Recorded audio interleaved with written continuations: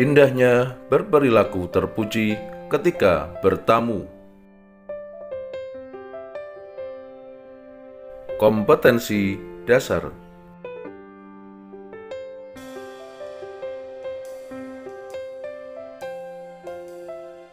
Adab bertamu. Bertamu dalam bahasa Arab dikenal dengan istilah ata li ziyarati, artinya datang mengunjungi.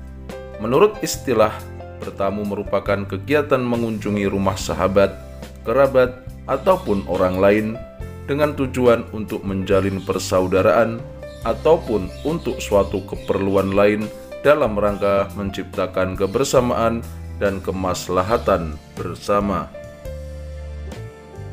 1. Adab tamu. Yang pertama, mengucapkan salam. Sebelum masuk rumah, kalian sebaiknya mengucapkan salam kepada tuan rumah. Dengan salam berarti kamu berdoa semoga tuan rumah memperoleh keselamatan, rahmah, dan keberkahan Allah Subhanahu wa Ta'ala, sebagaimana firman-Nya dalam Al-Quran Surah An-Nur ayat 27. Bismillahirrahmanirrahim. Ya ayyuhalladzina amanu la tadkhulu buyutan ghaira buyutikum hatta tasta'nisu wa tusallimu ala ahliha dzalikum khairul lakum la'allakum tadhakkarun. Hai orang-orang yang beriman, janganlah kamu memasuki rumah yang bukan rumahmu sebelum meminta izin dan memberi salam kepada penghuninya. Yang demikian itu lebih baik bagimu agar kamu selalu ingat. Yang kedua, meminta izin masuk. Izin masuk ke rumah orang lain adalah sesuatu yang harus kalian lakukan. Mungkin tuan rumah saat itu sedang istirahat atau tidak mau diganggu. Dengan minta izin, berarti kalian memberi kesempatan tuan rumah berbenah diri lalu menyambutnya. Yang ketiga, posisi berdiri tidak menghadap pintu masuk. Ketika kalian mengetuk pintu, mengucapkan salam untuk bertamu, berdirilah membelakangi pintu. Tidak dibenarkan menghadap ke dalam rumah melalui pintu yang terbuka atau mengintip dari balik jendela. Hal ini dilakukan untuk menjaga pandangan dari hal-hal yang tidak diinginkan. Yang keempat, bertamu tidak boleh lebih dari 3 hari. Adab lain dalam bertamu adalah ketika seseorang hendak menginap, hendaknya tidak boleh melebihi dari 3 hari. Hal ini sesuai dengan anjuran Rasulullah SAW dalam sabdanya, jamuan hak tamu berjangka waktu 3 hari. Lebih dari itu, jamuan adalah sedekah. Tidak boleh bagi tamu untuk menginap di suatu rumah hingga ia menyusahkannya. Hadis riwayat Bukhari Muslim. Yang kelima, kembali pulang ketika tuan rumah tidak mengizinkan masuk. Kita harus menunda kunjungan atau pulang kembali ketika setelah 3 kali salam tidak ada jawaban atau pemilik rumah menyuruh kita untuk pulang. Jika seorang tamu diminta pulang, hendaknya jangan memaksakan diri untuk menemuinya. Tidak usah tersinggung atau merasa diabaikan, karena hal ini termasuk adab yang penuh hikmah dalam syariat Islam. Di antara hikmahnya adalah demi menjaga hak-hak pemilik rumah. Yang keenam, tidak memandang seluruh ruangan dengan penuh kecurigaan. Bila kalian telah diizinkan masuk untuk bertamu oleh tuan rumah, silahkan masuk dan boleh duduk di tempat yang disediakan.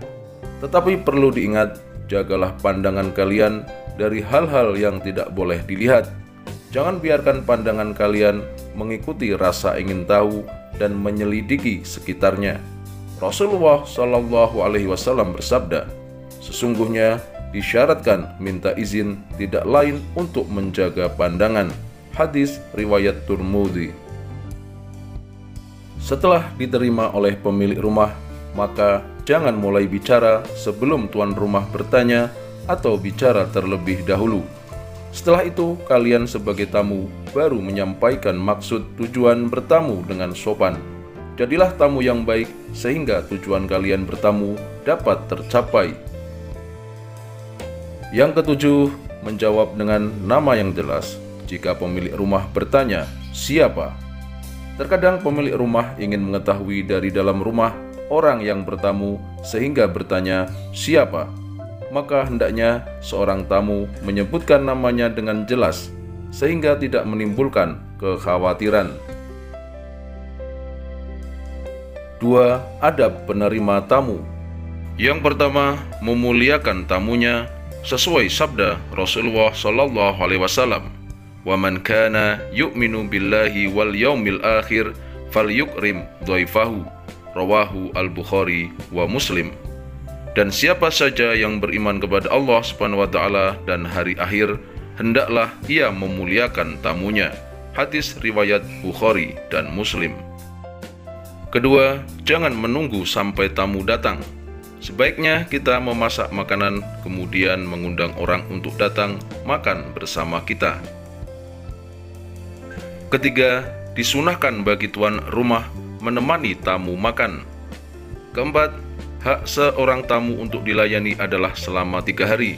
Selama itu, tuan rumah dianjurkan menghormati dan melayani tamu dengan sebaik-baiknya. Kelima, jangan sekali-kali menyusahkan tamu, disunahkan melayani keinginan tamu. Keenam, bila tamu akan pulang, maka disunahkan bagi tuan rumah untuk mengantarkannya sampai ke pintu rumah. Waktu bertamu. Ada waktu yang pas untuk bertamu, namun ada waktu-waktu yang tidak tepat untuk bertamu dan harus dihindari, yakni 1. Waktu sebelum sholat subuh. 2. Waktu sholat atau waktu zikir dan membaca Al-Quran. 3. Waktu istirahat atau tidur siang. 4. Setelah sholat isya. Pada waktu-waktu tersebut, umumnya pemilik rumah tidak siap menerima tamu karena saat itu merupakan waktu istirahat mereka. Rasulullah SAW memberi tuntunan waktu yang baik untuk bertamu sebagaimana sebuah hadis yang diriwayatkan oleh Bukhari Muslim, yang artinya bahwasanya Rasulullah SAW tidak mendatangi keluarganya pada malam hari dan beliau mendatangi mereka pada pagi dan sore. Hadis riwayat muttafaq alaih. Hikmah bertamu. 1. Bertamu dengan adab yang baik dapat menumbuhkan sikap toleran terhadap orang lain yang menjauhkan sikap paksaan, tekanan, ancaman, dan lain-lain. Islam mengajarkan tata cara dalam pergaulan harus dengan adab atau budi pekerti yang baik dan selalu menghargai orang lain. 2. Islam memandang setiap orang mempunyai persamaan dan kesesuaian dalam berbagai hal dan kepentingan. Karena itu, dengan bertamu, seorang akan mempertemukan persamaan ataupun kesesuaian, sehingga akan terjalin persahabatan dan kerjasama yang baik. 3. Bertamu dapat menciptakan perdamaian dan mempererat persaudaraan. 4. Bertamu sebagai sarana untuk berdakwah dan menciptakan kehidupan masyarakat yang bermartabat. 5. Diluaskan rezeki dan dipanjangkan umur untuk ibadah. 6.